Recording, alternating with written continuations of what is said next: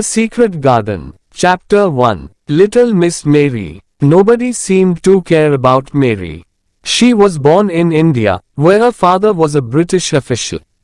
He was busy with his work, and her mother, who was very beautiful, spent all her time going to parties. So an Indian woman, Kamla, was paid to take care of the little girl. Mary was not a pretty child. She had a thin angry face and thin yellow hair. She was always giving orders to Kamla, who had to obey. Mary never thought of other people but only of herself. In fact, she was a very selfish, disagreeable, bad-tempered little girl. One very hot morning, when she was about 9 years old, she woke up and saw that instead of Kamla there was a different Indian servant by her bed. Mary saw that there was a different Indian servant by her bed. "What are you doing here?" she asked crossly. "Go away, and send Kamla to me at once." The woman looked afraid. "I'm sorry, Miss Mary, she can't come." Something strange was happening that day. Some of the house servants were missing and everybody looked frightened. But nobody told Mary anything, and Kamla still did not come. So at last Mary went out into the garden, and played by herself under a tree. She pretended she was making her own flower garden, and picked large red flowers to push into the ground. All the time she was saying crossly to herself, "I hate Kamla. I'll hit her when she comes back." Just then she saw her mother coming into the garden, with a young Englishman. They did not notice the child, who listened to their conversation. "It's very bad, is it?" her mother asked the young man in a worried voice. "Very bad," he answered seriously. "People are dying like flies. It's dangerous to stay in this town. You should go to the hills where there's no disease." "Oh, I know," she cried. "We must leave soon." Suddenly they heard loud cries coming from the servants' rooms at the side of the house. "What's happened?" cried Mary's mother wildly. "I think one of your servants has just died. You didn't tell me the disease is here, in your house." "I didn't know," she screamed. "Quick, come with me." And together they ran into the house. "You didn't tell me the disease is here, in your house." Now Mary understood what was wrong. The terrible disease had already killed many people in the town, and in all the houses people were dying. In Mary's house it was Kamla who had just died. Later that day 3 more servants died there. All through the night and the next day people ran in and out of the house, shouting and crying. Nobody thought of Mary. She hid in her bedroom, frightened by the strange and terrible sounds that she heard around her. Sometimes she cried and sometimes she slept. When she woke the next day, the house was silent. "Perhaps the disease has gone," she thought, "and everybody is well again. I wonder who will take care of me instead of Kamla. Why doesn't someone bring me some food? It's strange the house is so quiet." But just then she heard men's voices in the hall. "How sad," said one. "That beautiful woman. There was a child too, wasn't there?" said the other. "Although none of us ever saw her." Mary was standing in the middle of her room when they opened the door a few minutes later. The 2 men jumped back in surprise. "My name is Mary Lennox," she said crossly. "I was asleep when everyone was ill, and now I'm hungry." "It's the child, the one nobody ever saw," said the older man to the other. "They've all forgotten her." "Why was I forgotten?" asked Mary angrily. "Why has nobody come to take care of me?" The younger man looked at her very sadly. "Poor child," he said.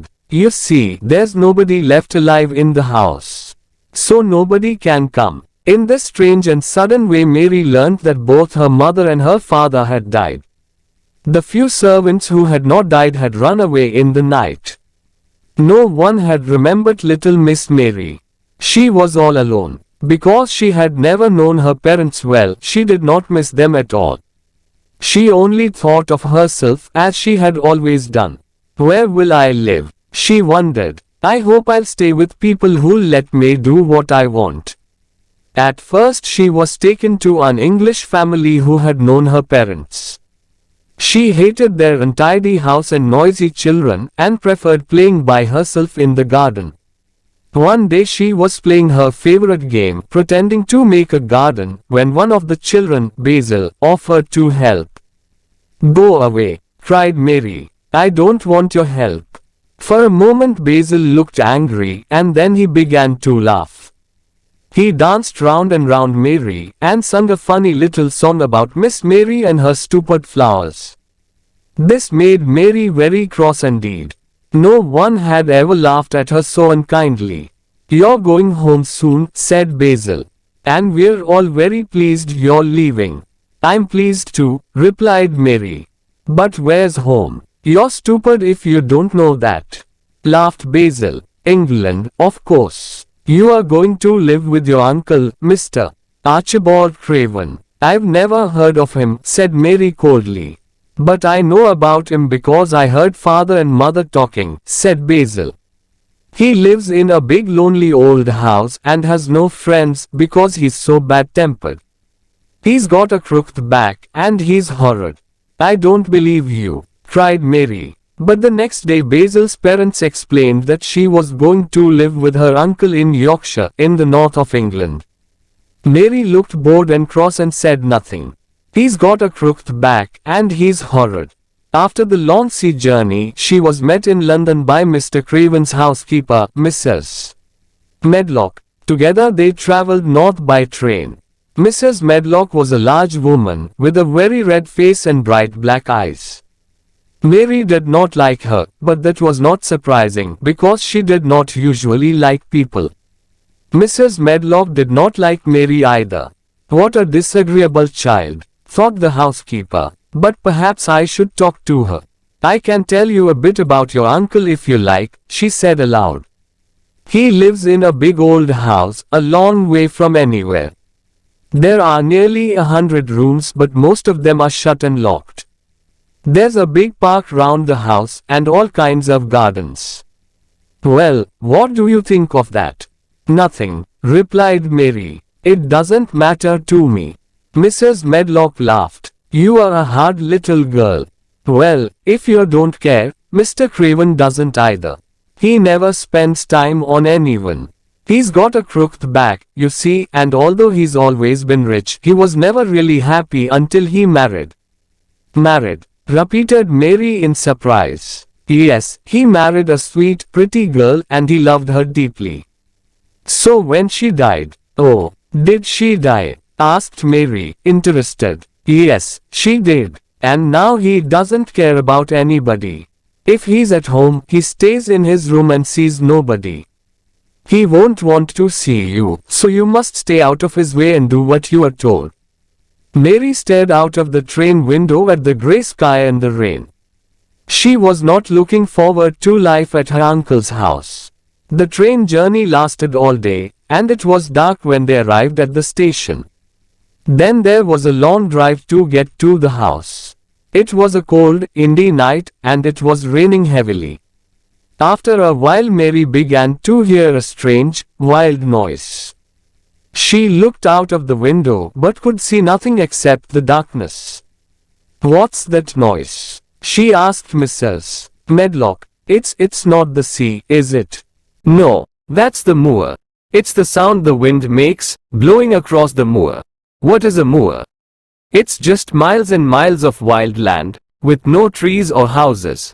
Your uncle's house is right on the edge of the moor."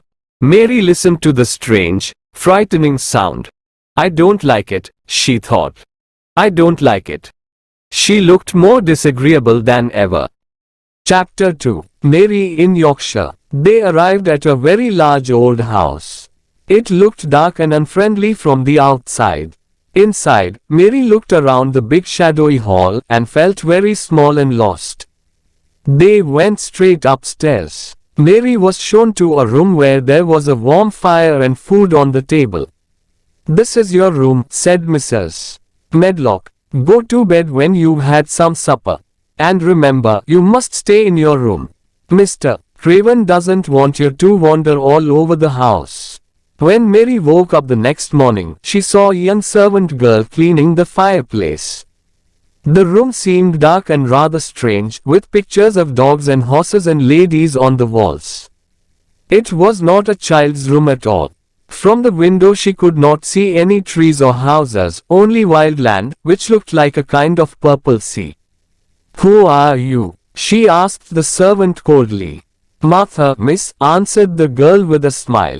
"And what's that outside?" Mary continued. "That's the moor," smiled Martha.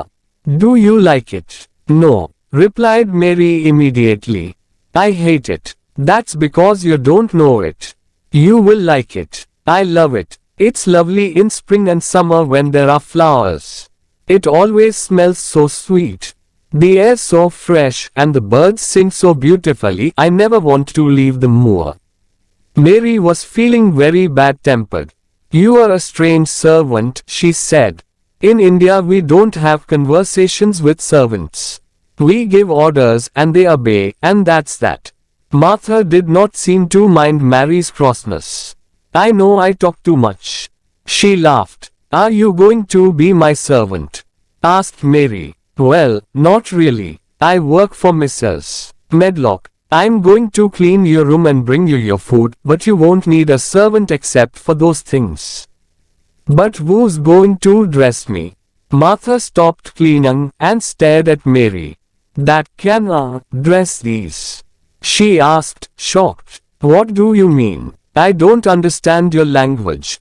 "Oh, I forgot. We all speak the Yorkshire dialect here, but of course you don't understand they. I meant to say, can't you put on your own clothes?"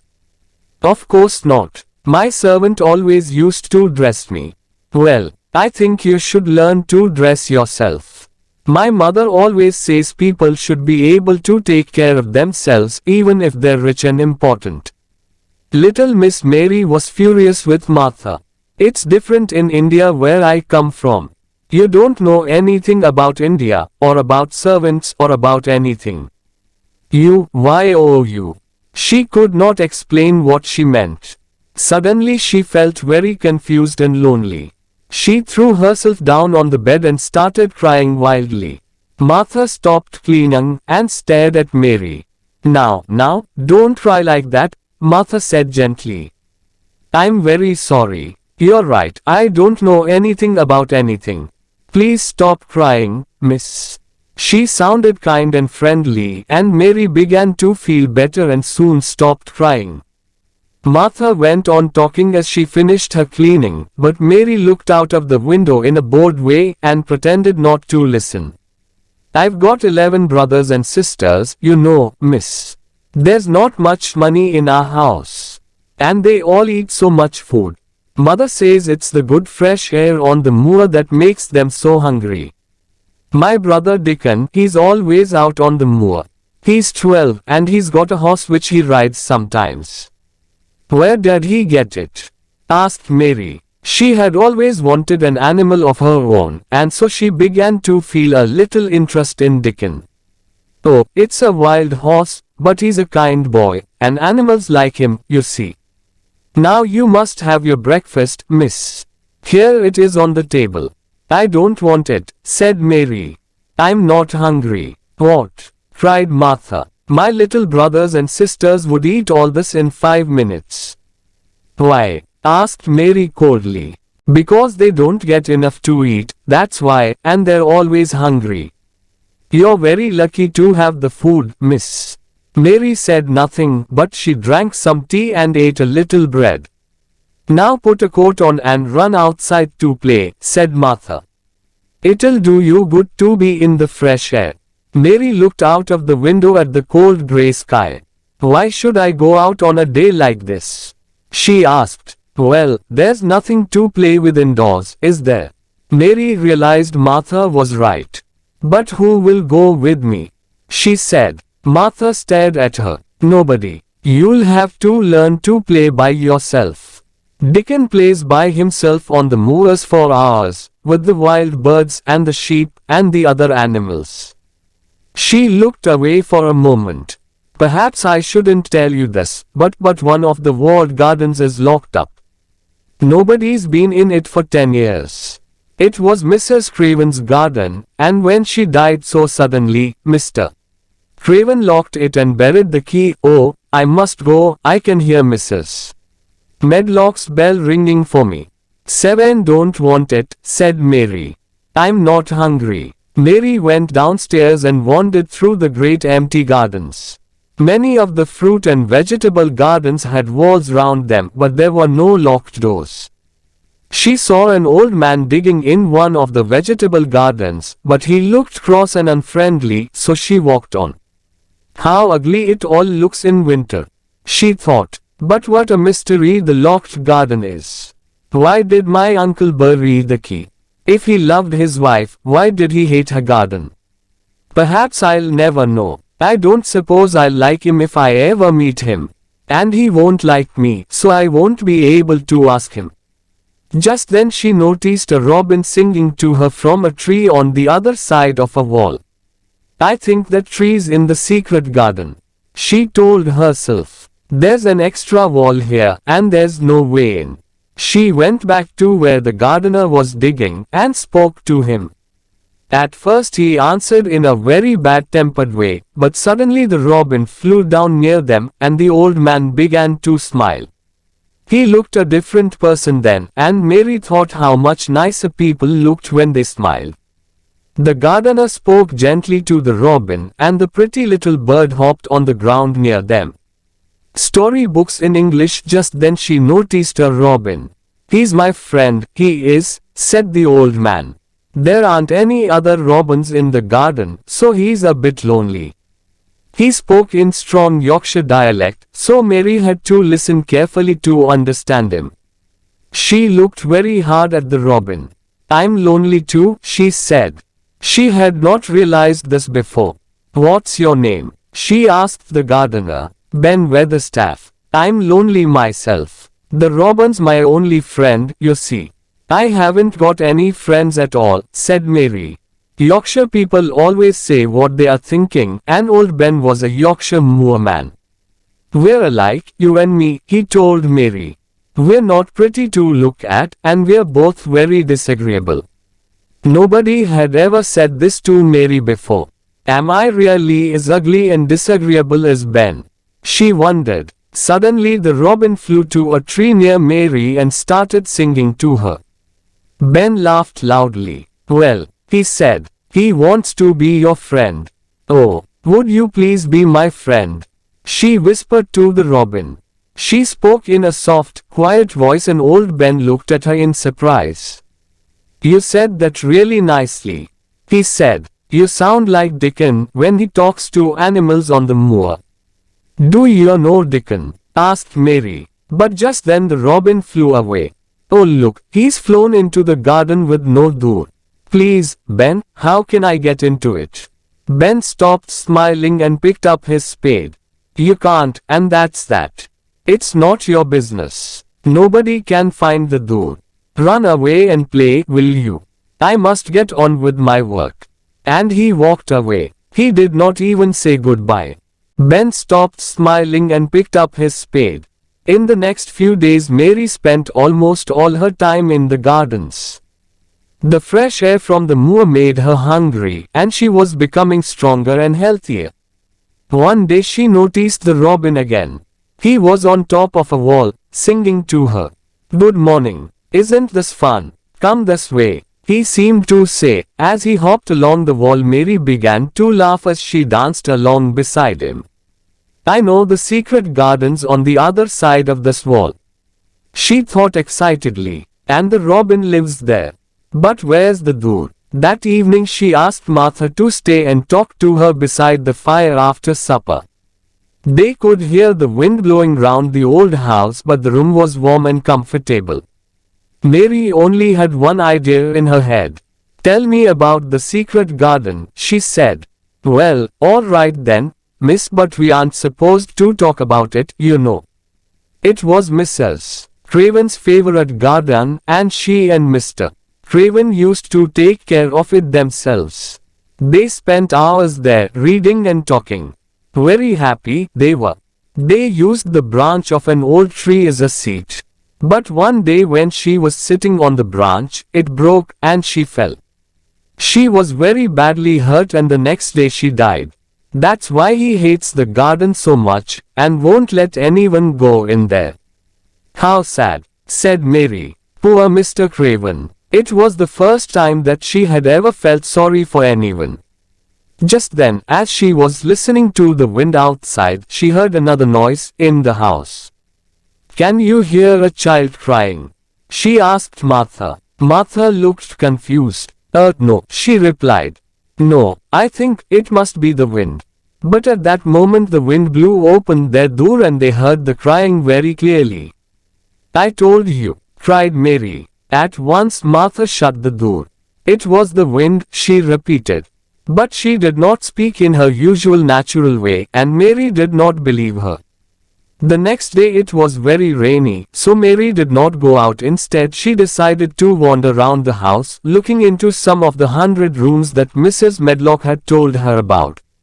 She spent all morning going in and out of dark, silent rooms which were full of heavy furniture and old pictures. She saw no servants at all, and was on her way back to her room for lunch, when she heard a cry. It's a bit like the cry that I heard last night, she thought. Just then the housekeeper, Mrs. Medlock, appeared, with her keys in her hand. Just then Mrs. Medlock appeared. What are you doing here? She asked crossly. I didn't know which way to go, and I heard someone crying, answered Mary. You didn't hear anything. Go back to your room now. And if you don't stay there, I'll lock you in. Mary hated Mrs. Medlock for this. There was someone crying, I know there was. She said to herself. But I'll discover who it is soon. She was almost beginning to enjoy herself in Yorkshire. Chapter 3. Finding the Secret Garden. When Mary woke up 2 days later, the wind and rain had all disappeared, and the sky was a beautiful blue. Spring will be here soon, said Martha happily. You'll love the moor then, when it's full of flowers and birds. Could I get to the moor? Asked Mary. You've never done much walking, have you? I don't think you could walk the 5 miles to our cottage. But I'd like to meet your family, Mary said. Martha looked at the little girl for a moment. She remembered how disagreeable Mary had been when she first arrived. But now, Mary looked interested and friendly. I'll ask Mother, said Martha. She can always think of a good plan. She's sensible and hardworking and kind. I know you'll like her. I like Dickon, although I've never seen him. I wonder what Dickon will think of you. He won't like me, said Mary. No one does. But do you like yourself? That's what Mother would ask. No, not really. I've never thought of that. Well, I must go now. It's my day off, so I'm going home to help Mother with the housework. Goodbye, miss. See you tomorrow. Mary felt lonelier than ever when Martha had gone, so she went outside. The sunshine made the gardens look different. And the change in the weather had even made Ben Weatherstaff easier to talk to. Can you smell spring in the air? He asked her. Things are growing deep down in the ground. Soon you'll see little green shoots coming up, young plants they are. You watch them. I will, replied Mary. Oh, there's the robin. The little bird hopped onto Ben's spade. Are things growing in the garden where he lives? What garden? Said Ben, in his bad-tempered voice. You know, the secret garden. Are the flowers dead there? She really wanted to know the answer. Ask the robin, said Ben crossly. He's the only one who's been in there for the last 10 years. 10 years was a long time, Mary thought. She had been born 10 years ago. She walked away, thinking. She had begun to like the gardens, and the robin, and Martha and Dickon and their mother. Before she came to Yorkshire, she had not liked anybody. She was walking beside the long wall of the secret garden when a most wonderful thing happened. She suddenly realized the robin was following her.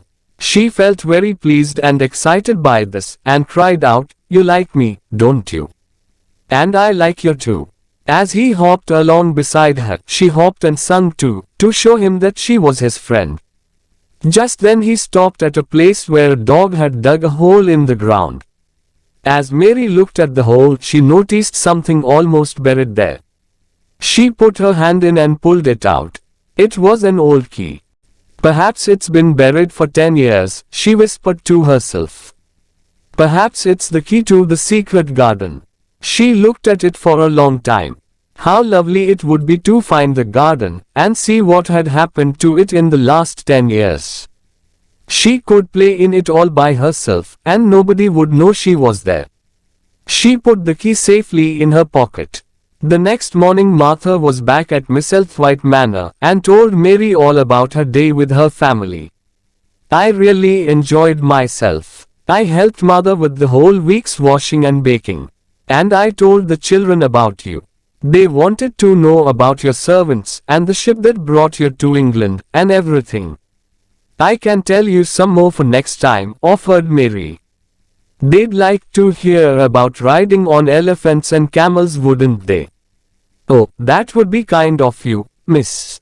And look, Mother has sent you a present. They'd like to hear about riding on elephants and camels, wouldn't they? A present, repeated Mary. How could a family of 14 hungry people give anyone a present? Mother bought it from a man who came to the door to sell things. She told me, Martha, you've brought me your pay, like a good girl, and we need it all, but I'm going to buy something for that lonely child at the manor, and she bought one, and here it is. It was a skipping rope. Mary stared at it. What is it? She asked. Don't they have skipping ropes in India? Well, this is how you use it. Just watch me. Martha took the rope and ran into the middle of the room. She counted up to 100 as she skipped. That looks lovely, said Mary. Your mother is very kind. Do you think I could ever skip like that? Just try, said Martha. Mother says it'll make you strong and healthy. Skip outside in the fresh air. Mary put her coat on and took the skipping rope. As she was opening the door, she thought of something and turned round. Martha, it was your money really. Thank you. She never thanked people usually, and she did not know how to do it. So she held out her hand, because she knew that adults did that. Martha shook her hand and laughed. You are a strange child, she said. Like an old woman. Now run away and play. The skipping rope was wonderful. Mary counted and skipped and counted, until her face was hot and red. She was having more fun than she had ever had before. She skipped through the gardens until she found Ben Weatherstaff, who was digging and talking to his robin. She wanted them both to see her skip. Well, said Ben, you're looking fine and healthy today. Go on skipping. It's good for you. Mary skipped and counted until her face was hot and red. Mary skipped all the way to the secret garden wall. And there was the robin. He had followed her. Mary was very pleased. You showed me where the key was yesterday, she laughed. I've got it in my pocket. So you ought to show me the door today. The robin hopped onto an old climbing plant on the wall and sung his most beautiful song. Suddenly the wind made the plant move, and Mary saw something under the dark green leaves. The thick, heavy plant was covering a door. Mary's heart was beating fast and her hands were shaking as she pushed the leaves away and found the keyhole. She took the key out of her pocket, and it fitted the hole.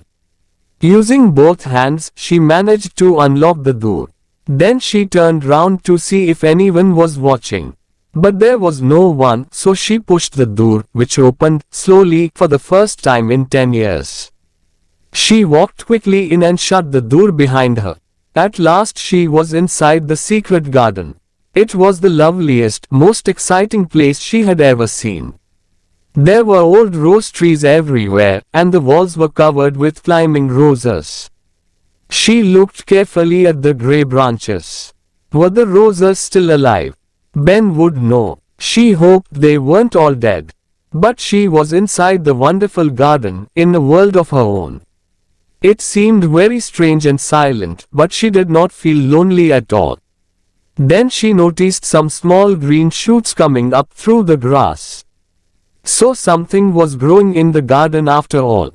When she found a lot more shoots in different places, she decided they needed more air and light, so she began to pull out the thick grass around them. She worked away, clearing the ground, for 2 or 3 hours and had to take her coat off because she got so hot. The robin hopped around, pleased to see someone gardening. It was the loveliest, most evening place Mary had ever seen. She almost forgot about lunch, and when she arrived back in her room, she was very hungry and ate twice as much as usual. "Martha," she said as she was eating, "I've been thinking. This is a big, lonely house and there isn't much for me to do. Do you think, if I buy a little spade, I can make my own garden?" "That's just what Mother said," replied Martha. "You'd enjoy digging and watching plants growing. Dickon can get you a spade and some seeds to plant if you like." "Oh, thank you, Martha. I've got some money that Mrs. Medlock gave me. Will you write and ask Dickon to buy them for me?" "I will, and he'll bring them to you himself." "Oh, then I'll see him." Mary looked very excited. Then she remembered something. "I heard that cry in the house again, Martha. It wasn't the wind this time. I've heard it 3 times now." "Who is it?" Martha looked uncomfortable. "You mustn't go wandering around the house, you know. Mr. Craven wouldn't like it. Now I must go and help the others downstairs. I'll see you at tea time." Chapter 4. Meeting Dickon. Mary spent nearly a week working in the secret garden. Each day she found new shoots coming out of the ground. Soon, there would be flowers everywhere, thousands of them. It was an exciting game to her. When she was inside those beautiful old walls, no one knew where she was. During that week she became more friendly with Ben, who was often digging in one of the vegetable gardens. "What are your favorite flowers, Ben?" she asked him one day. "Roses. I used to work for a young lady who loved roses, you see, and she had a lot in her garden. That was 10 years ago. But she died. Very sad, it was." "What happened to the roses?" asked Mary. "They were left there, in the garden." "If rose branches look dry and gray, are they still alive?" asked Mary. It was so important to know. "In the spring they'll show green shoots, and then—" "But why are you so interested in roses?" he asked. Mary's face went red. "I just wanted to pretend I've got a garden. I haven't got anyone to play with." "Well, that's true," said Ben. He seemed to feel sorry for her. Mary decided she liked old Ben, although he was sometimes bad-tempered. She skipped along and into the wood at the end of the gardens. Suddenly she heard a strange noise, and there in front of her was a boy. He was sitting under a tree, playing on a wooden pipe. He was about 12, with a healthy red face and bright blue eyes. There was a squirrel and a crow in the tree, and 2 rabbits sitting on the grass near him. There was a squirrel and a crow in the tree, and 2 rabbits sitting on the grass near him. "They're listening to the music," thought Mary. "I mustn't frighten them." She stood very still. The boy stopped playing. "That's right," he said. "Animals don't like it if you move suddenly. I'm Dickon and you must be Miss Mary. I've brought you the spade and the seeds." He spoke in an easy, friendly way.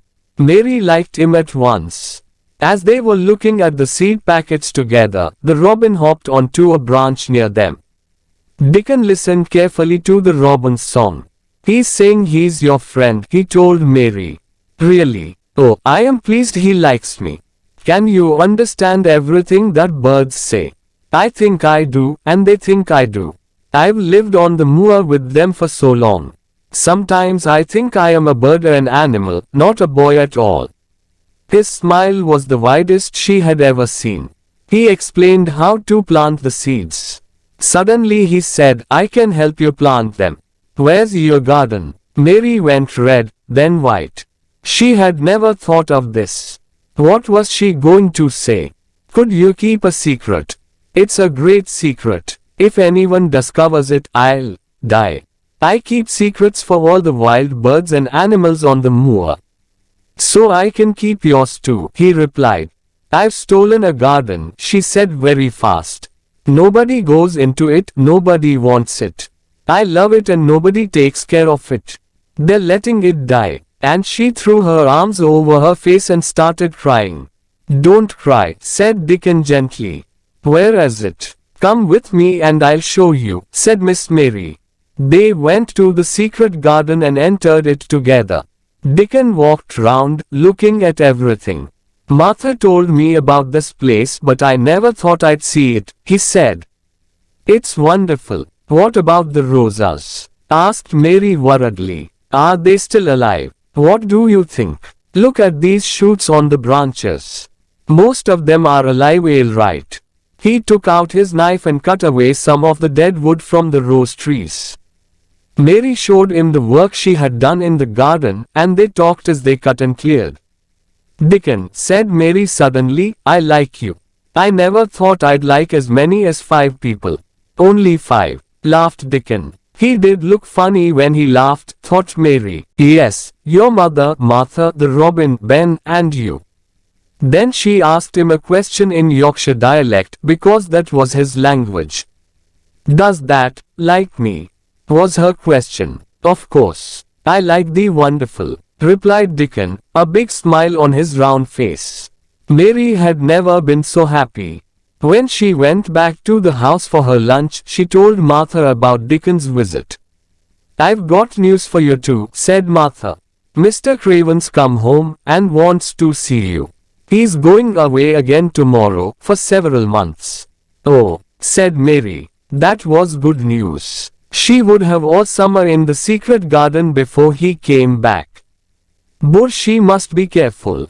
He mustn't guess her secret now. Just then Mrs. Medlock arrived, in her best black dress, to take Mary down to Mr. Craven's room. Mary's uncle had black hair with some white in it, and high, crooked shoulders. His face was not ugly, but very sad. During their conversation he watched her in a worried way. Perhaps he was thinking of other things at the same time. He looked at the thin child. Are you well? He asked. Mary tried to keep her voice calm as she replied, I'm getting stronger and healthier. Mary's uncle had black hair with some white in it, and high, crooked shoulders. What do you want to do, in this big empty house? I just want to play outside, I enjoy that. Yes, Martha's mother, Susan Sowerby, spoke to me the other day. She's a sensible woman and she said you needed fresh air. But where do you play? Everywhere. I just skip and run and look for green shoots. I don't damage anything. Don't look so frightened. Of course a child like you couldn't damage anything. Play where you like. Is there anything that you want? Mary came a step nearer to him, and her voice shook a little as she spoke. Could I have a bit of garden? Mr. Craven looked very surprised. To plant seeds in, to make them come alive. Mary went on bravely. It was too hot in India, so I was always ill and tired there. But here it's different. I love the garden. He passed a hand quickly over his eyes. Then he looked kindly at Mary. I knew someone once who loved growing things like you. Yes, child, take as much of the garden as you want. He smiled gently at her. Now leave me. I'm very tired. Mary ran all the way back to her room. Martha, she shouted. Mr. Craven's really a nice man, but he looks very unhappy. He said I can have my own garden.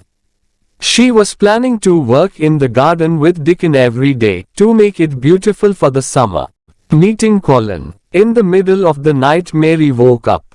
Heavy rain had started falling again, and the wind was blowing violently round the walls of the old house. Suddenly she heard crying again. This time she decided to discover who it was. She left her room, and in the darkness followed the crying sound, round corners and through doors, up and down stairs to the other side of the big house. At last she found the right room. She pushed the door open and went in. It was a big room with beautiful old furniture and pictures. In the large bed was a boy who looked tired and cross, with a thin, white, tearful face. He stared at Mary. "Who are you?" he whispered. "Are you a dream?" "No, I'm not. I'm Mary Lennox. Mr. Craven's my uncle. He's my father," said the boy. "I'm Colin Craven. No one ever told me he had a son," said Mary, very surprised. "Well, no one ever told me you'd come to live here. I'm ill, you see. I don't want people to see me and talk about me. If I live, I may have a crooked back like my father, but I'll probably die." "What a strange house this is," said Mary. "So many secrets. Does your father come and see you often?" "Not often. He doesn't like seeing me because it makes him remember my mother. She died when I was born, so he almost hates me, I think." "Why do you say you're going to die?" asked Mary. "I've always been ill. I've nearly died several times and my back's never been strong. My doctor feels sure that I'm going to die.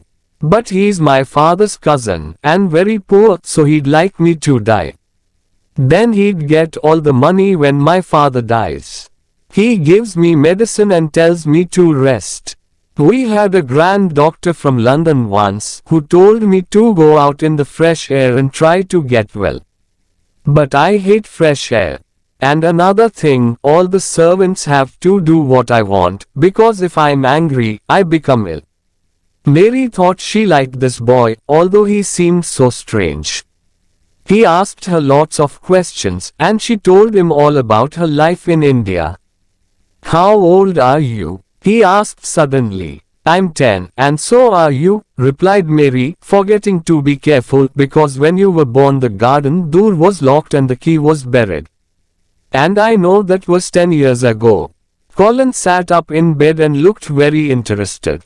"What door? Who locked it? Where's the key? I want to see it. I'll make the servants tell me where it is. They'll take me there and you can come too."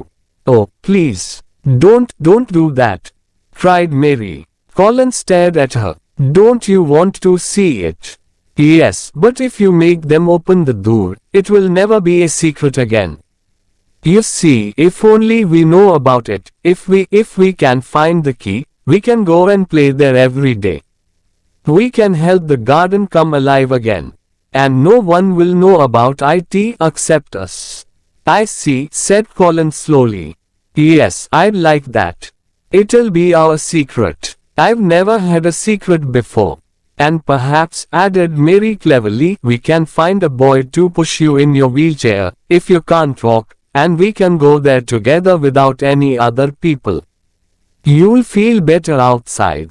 "I know I do. I'd like that," he said dreamily. "I think I'd like fresh air, in a secret garden." Then Mary told him about the moor, and Dickon, and Ben Weatherstaff, and the robin, and Colin listened to it all with great interest. He began to smile and look much happier. "I like having you here," he said. "You must come and see me every day. But I'm tired now. I'll sing you a song." "My servant Kamla used to do that in India," said Mary, and very soon Colin was asleep. The next afternoon Mary visited Colin again, and he seemed very pleased to see her. He had sent his nurse away and had told nobody about Mary's visit. Mary had not told anybody either. They read some of his books together, and told each other stories. They were enjoying themselves and laughing loudly when suddenly the door opened. Dr. Craven and Mrs. Medlock came in. They almost fell over in surprise. "What's happening here?" asked Dr. Craven. Colin sat up straight. To Mary he looked just like an Indian prince. "This is my cousin, Mary Lennox," he said calmly. "I like her. She must visit me often." "Oh, I'm sorry, sir," said poor Mrs. Medlock to the doctor. "I don't know how she discovered him. I told the servants to keep it a secret." To Mary he looked just like an Indian prince. "Don't be stupid, Medlock," said the Indian prince coldly. "Nobody told her. She heard me crying and found me herself. Bring our tea up now. I'm afraid you're getting too hot and excited, my boy, said Dr. Craven. That's not good for you. Don't forget you're ill. I want to forget, said Colin. I'll be angry if Mary doesn't visit me. She makes me feel better. Dr. Craven did not look happy when he left the room. What a change in the boy, sir, said the housekeeper. He's usually so disagreeable with all of us. He really seems to like that strange little girl. And he does look better. Dr. Craven had to agree. Chapter 6. Colin is afraid. Because it rained all the next week, Mary went to talk to Colin every day instead of visiting the garden. But she woke early one morning to see the sun shining into her room, and she ran out to the secret garden at once. She did not even wait to have her breakfast. It was beautifully sunny and warm, and 1,000 more shoots were pushing their way out of the ground. Dickon was already there, digging hard, with the crow and a young fox beside him. "Have you seen the robin?" he asked Mary. The little bird was flying busily backwards and forwards as fast as he could, carrying pieces of dry grass. "He's building a nest," whispered Mary. They watched the robin for a moment. Then Mary said, "I must tell you something. You probably know about Colin Craven, don't you? Well, I've met him, and I'm going to help him to get better." "He's building a nest," whispered Mary. "That's good news." There was a big smile on Dickon's honest face. "We all knew he was ill. He's afraid he'll have a crooked back like his father. I think that's what's making him ill. Perhaps we can bring him here and let him rest under the trees. That'll do him good. That's what we'll do." They had a lot of gardening and planning to do, and Mary did not have time to visit Colin that day. When she came back to the house in the evening, Martha told her that the servants had had trouble with Colin. "He's been very bad-tempered all afternoon with all of us, because you didn't come, miss." "Well, I was busy. He'll have to learn not to be so selfish," replied Mary coldly. She forgot how selfish she had been when she was ill in India. "I'll go and see him now." When she went into his room, he was lying in bed, looking tired.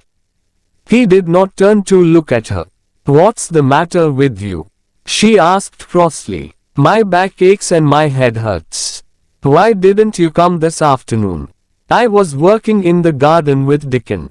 "I won't let that boy come to the garden if you stay with him instead of talking to me." Mary suddenly became very angry. "If you send Dickon away, I'll never come into this room again."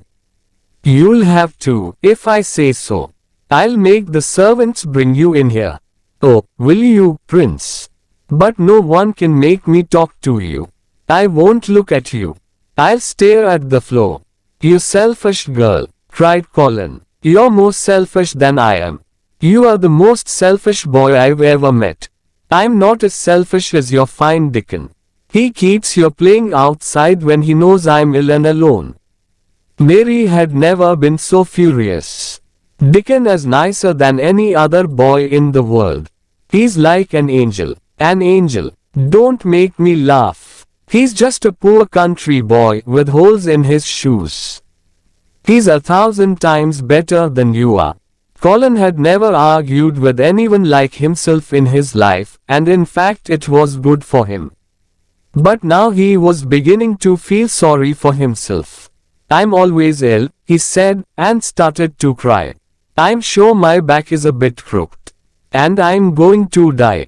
"No, you're not," said Mary crossly. Colin opened his eyes very wide. Nobody had said that to him before.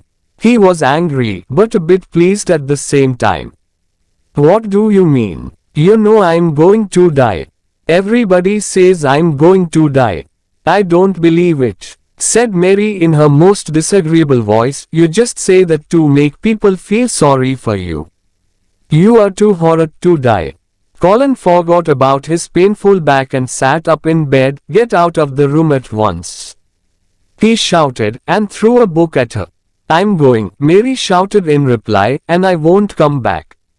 The door banged shut behind her. Get out of the room at once, Colin shouted. When she reached her own room, she had decided never to tell him her great secret. He can stay in his room and die if he wants, she thought. But soon she began to remember how ill he had been, and how frightened he was, frightened that one day his back would become as crooked as his father's. Perhaps I'll go back and see him tomorrow. That night she was woken by the most terrible screams that she had ever heard. Servants were opening and shutting doors and running about. It's Colin, thought Mary. He'll go on screaming until he makes himself really ill. How selfish he is. Somebody should stop him. Just then Martha ran into the room. We don't know what to do, she cried. He likes you, miss. Come and see if you can make him calmer, please. Well, I'm very cross with him, said Mary, and jumped out of bed. I'm going to stop him. That's right, said Martha. He needs someone like you to argue with. It'll give him something new to think about. Mary ran into Colin's room, right up to his bed. Stop screaming, she shouted furiously. Stop at once. I hate you. Everybody hates you. You'll die if you go on screaming like this, and I hope you will. The screams stopped immediately. This was the first time that anyone had spoken so angrily to Colin, and he was shocked. But he went on crying quietly to himself. My back's becoming crooked, I can feel it. I know I'm going to die. Large tears ran down his face. Don't be stupid, cried Mary. There's nothing the matter with your horrid back. Martha, come here and help me look at his back. Martha and Mrs. Medlock were standing at the door, staring at Mary, their mouths half open. They both looked very frightened. Martha came forward to help, and Miss Mary looked carefully at Colin's thin white back, up and down. Her face was serious and angry at the same time. The room was very quiet. There's nothing wrong with your back, she said at last. Nothing at all. It's as straight as mine. Only Colin knew how important those crossly spoken, childish words were. All his life he had been afraid to ask about his back, and his terrible fear had made him ill. Now an angry little girl told him his back was straight, and he believed her. He was no longer afraid. They were both calmer now. He gave Mary his hand. I think I'm almost sure I will live if we can go out in the garden together sometimes. I'm very tired now. Will you stay with me until I go to sleep? The servants went out very quietly. I'll tell you all about the secret garden, whispered Mary. I think it's full of roses and beautiful flowers. Birds like making their nests there because it's so quiet and safe. And perhaps our Robin. But Colin was already asleep. The next day Mary met Dickon as usual in the secret garden and told him about Colin. Mary loved Dickon's Yorkshire dialect and was trying to learn it herself. She spoke a little now. We mun get poor Colin out here in the sunshine, and we are not lose no time about it. Dickon laughed. Well done. I didn't know you could speak Yorkshire. You're right. We must bring Colin to the garden as soon as we can. So that afternoon she went to see Colin. I'm sorry I said I'd send Dickon away, he said. I hated you when you said he was like an angel. Well, he's a funny kind of angel, but he understands wild animals better than anyone. Suddenly, Mary knew that this was the right moment to tell him. She caught hold of his hands. Colin, this is important. Can you keep a secret? Yes, he whispered excitedly. What is it? We found the door into the secret garden. Oh Mary, will I live long enough to see it? Of course you will. Don't be stupid, said Mary crossly. It was a very natural thing to say, and they both laughed. Colin told Mrs. Medlock and the doctor that he wanted to go out in his wheelchair. At first the doctor was worried the boy would get too tired, but when he heard that Dickon would push the wheelchair, he agreed. "Dickon's a sensible boy," he told Colin. "But don't forget, I've told you. I want to forget that I'm ill," said Colin in his prince's voice. "Don't you understand? It's because my cousin makes me forget that I feel better when I'm with her." Chapter 7. Colin and the Garden. Of course, it was most important that no one should see Colin, Mary, or Dickon entering the secret garden. So Colin gave orders to the gardeners that they must all keep away from that part of the garden in future. The next afternoon Colin was carried downstairs by a manservant and put in his wheelchair outside the front door. Dickon arrived, with his crow, 2 squirrels and the fox, and started pushing the wheelchair gently away from the house and into the gardens. Mary walked beside the chair. Spring had really arrived now and it seemed very exciting to Colin, who had lived indoors for so long. He smelled the warm air from the moor and watched the little white clouds in the blue sky. In a very short time he heard Mary say, "This is where I found the key, and this is the door, and this is the secret garden." Colin covered his eyes with his hands until he was inside the 4 high walls, and the door was shut again. Then he looked round at the roses climbing the old red walls, the pink and white flowers on the fruit trees, and the birds and the butterflies everywhere. The sun warmed his face and he suddenly knew he felt different. "Mary, Dickon," he cried, "I'm going to get better. I'm going to live forever and ever and ever." As Dickon pushed the wheelchair all round the garden, he told Colin the names of all the plants. The sun shone, the birds sung, and in every corner of the garden there was something interesting to look at. The 3 children talked and laughed, and by the end of the afternoon all 3 were speaking Yorkshire together. "I'll come back here every afternoon," said Colin. "I want to watch things growing. Soon you'll be strong enough to walk and dig. You'll be able to help us with the gardening," said Dickon kindly. "Do you really think I'll be able to walk and dig?" asked Colin. "Of course you will. You've got legs like us."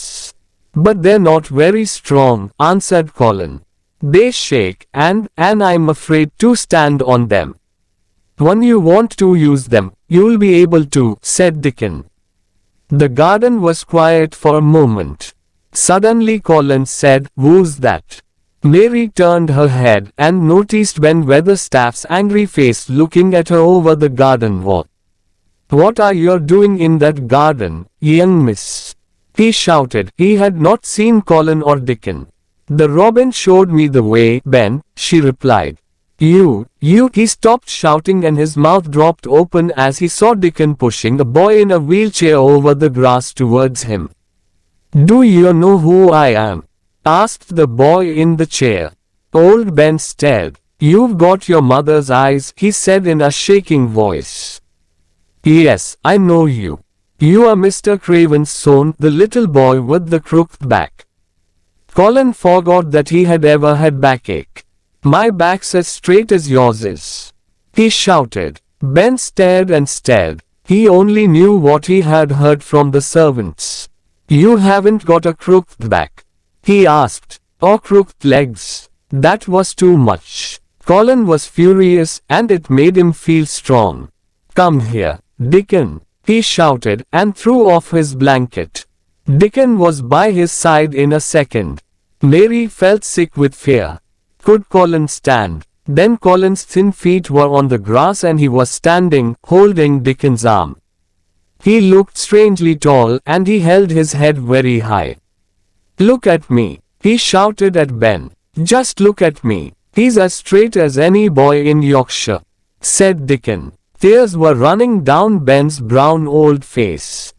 "They said you were going to die," he whispered. "Well, you can see that's not true," said Colin. "Now, get down from the wall and come here. I want to talk to you. You've got to help us keep the garden a secret." Yes, sir, said old Ben, as he dried his eyes. Look at me, Colin shouted at Ben. Just look at me. That was the first of many beautiful afternoons in the secret garden. Colin was brought there by Dickon and Mary nearly every day, and he saw all the changes that happened there during the spring and early summer. Ben Weatherstaff, now in the secret, joined them as often as he could. One day Colin spoke to all of them. Listen, everybody, I think there's something like magic that makes gardens grow and things happen. Perhaps if I believe in it, the magic will make me strong.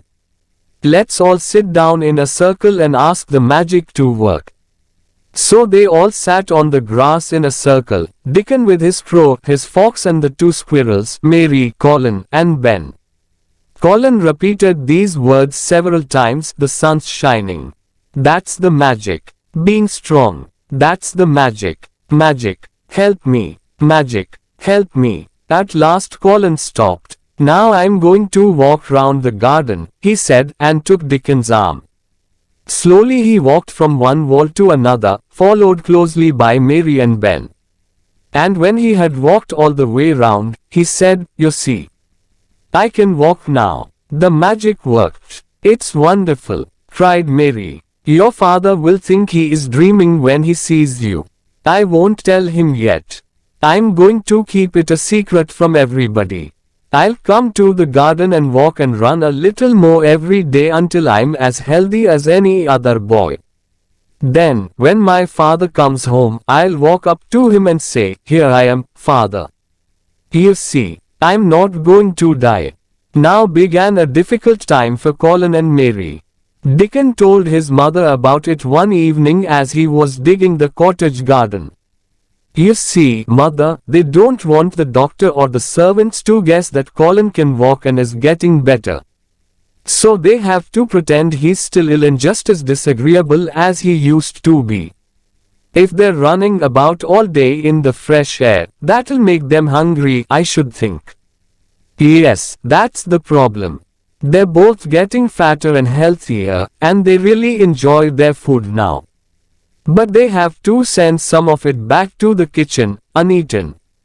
If they catch it all, people will realize how healthy they are. Sometimes they're very hungry. I know what we can do, said Mrs. Sowerby. You can take some fresh milk and some of my newly baked bread to the garden in the mornings. If they have that, it'll do them a lot of good. What a game those children are playing. And she laughed and tears came to her eyes. One afternoon when they were all working in the garden, the door opened and a woman came quietly in. It's mother, cried Dickon, and ran towards her. One told her where the door was, because I knew she would keep the secret. Colin held out his hand to her. I've wanted to see you for a long time, he said. Dear boy, Susan Sowerby whispered, holding his hand. You're so like your mother. Do you think, asked Colin carefully, that will make my father like me? I'm sure it will, she answered warmly. He must see you, he must come home now. You see how healthy the boy is, Susan? Asked old Ben. Look how strong and straight his legs are now. Yes, she laughed. Playing and working outside and eating good Yorkshire food has made him strong. And Miss Mary too, she added, turning to Mary. Mrs. Medlock heard that your mother was a pretty woman. You'll soon be as pretty as she was. Do you believe in magic? Colin asked her. I do, she answered, but everybody gives it a different name. It makes the sun shine and the seeds grow, and it has made you healthy. She sat down on the grass and stayed for a while, talking and laughing with the children in the quiet, sunny garden. When she stood up to leave, Colin suddenly put out a hand to her. I wish you were my mother, he whispered. Mrs. Sowerby put her arms round him and held him to her. Dear boy, you're as close to your mother as you could be, here in her garden. And your father'll come back soon. Chapter 8. Mr. Craven comes home. While the secret garden was returning to life, a man with high crooked shoulders was wandering round the most beautiful places in Europe. For 10 years he had lived this lonely life, his heart full of sadness and his head full of dark dreams.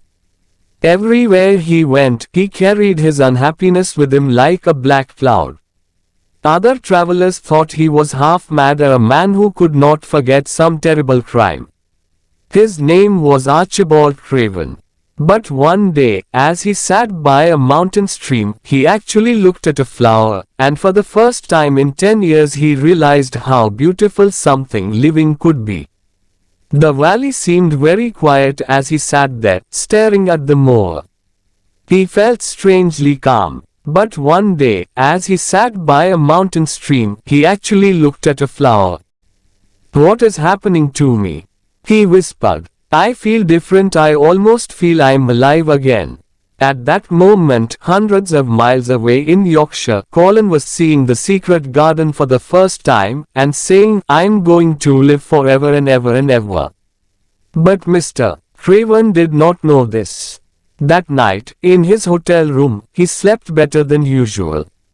As the weeks passed, he even began to think a little about his home and his son. One evening in late summer, as he was sitting quietly beside a lake, he felt the strange calmness again. He fell asleep, and had a dream that seemed very real. He heard a voice calling him. It was sweet and clear and happy, the voice of his young wife. "Archie, Archie, Archie, my dear." He jumped up. "Where are you?" "In the garden," called the beautiful voice. And then the dream ended. In the morning, when he woke, he remembered the dream. "She says she's in the garden," he thought. But the doors locked and the keys buried. That morning he received a letter from Susan Sowerby. In it she asked him to come home, but she did not give a reason. Mr. Craven thought of his dream and decided to return to England immediately.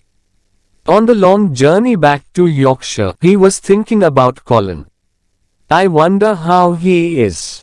I wanted to forget him because he makes me think of his mother. He lived, and she died. But perhaps I've been wrong. Susan Sowerby says I should go home, so perhaps she thinks I can help him." When he arrived home, he found the housekeeper very confused about Colin's health. "He's very strange, sir," said Mrs.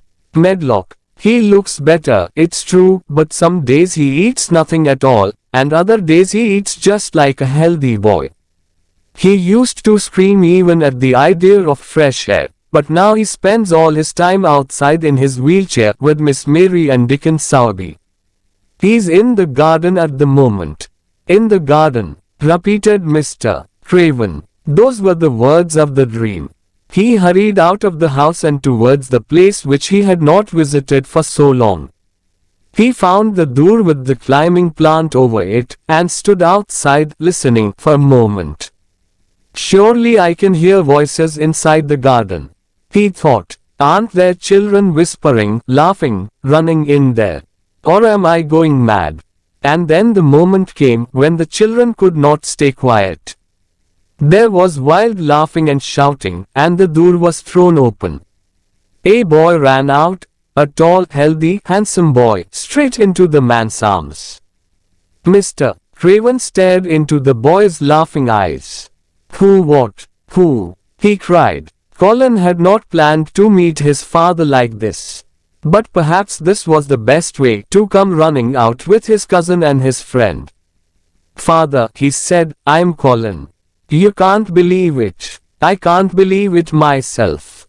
It was the garden, and Mary and Dickon and the magic that made me well. We've kept it a secret up to now. Aren't you happy, Father? I'm going to live forever and ever and ever." Mr. Craven put his hands on the boy's shoulders. For a moment he could not speak. "Take me into the garden, my boy," he said at last, "and tell me all about it." And in the secret garden, where the roses were at their best, and the butterflies were flying from flower to flower in the summer sunshine, they told Colin's father their story. Sometimes he laughed and sometimes he cried, but most of the time he just looked, unbelieving, into the handsome face of the son that he had almost forgotten. Now, said Colin at the end, it isn't a secret anymore. I'll never use the wheelchair again. I'm going to walk back with you, father, to the house. A boy ran out, a tall, healthy, handsome boy, straight into the man's arms. And so, that afternoon, Mrs. Medlock, Martha, and the other servants had the greatest shock of their lives. Through the gardens towards the house came Mr. Craven, looking happier than they had ever seen him. And by his side, with his shoulders straight, his head held high and a smile on his lips, walked young Colin. The